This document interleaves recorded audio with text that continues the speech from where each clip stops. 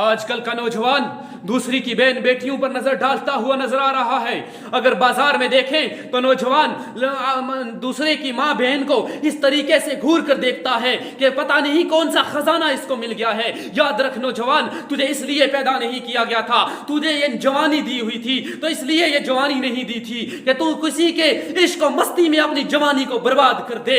نہیں میرے بھائی، تجھے اس لیے نہیں دی گئی تھی، بلکہ تجھے یہ جوانی اس لیے دی گئی تھی کہ تو رب ذوالجلال کی یاد میں اپنی جوانی کو فنا کر دے، رب ذوالجلال کی یاد میں اپنی جوانی کو تباہ کر دے، اپنا جوانی کا ایک ایک لمحہ رب کی یاد میں لگا دے. ارے تیرے لیے تو وہ انعام رکھا ہے، ان عورتوں میں کیا ہے؟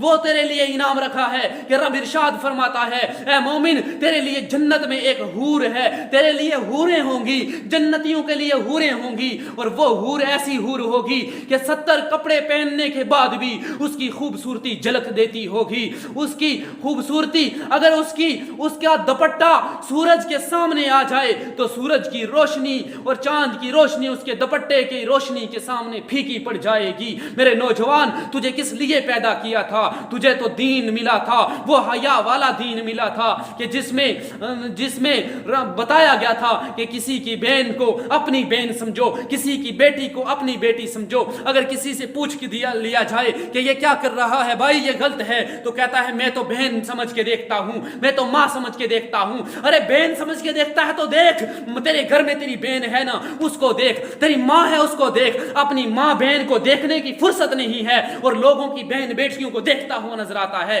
میرے نوجوان یاد رکھیے گا، جیسی کرنی ویسی برنی ہے. اگر تو کسی کی بہن بیٹی کے ساتھ غلط کرتا ہوا نظر آئے گا اور کل تیری بہن بیٹی کے ساتھ بھی اسی طریقے سے غلط کیا جائے گا. جیسی کرنی ویسی برنی. دل نہ مانے تو کر کے دیکھ، جنت بھی دوزخ بھی، دل نہ مانے تو مر کے دیکھ.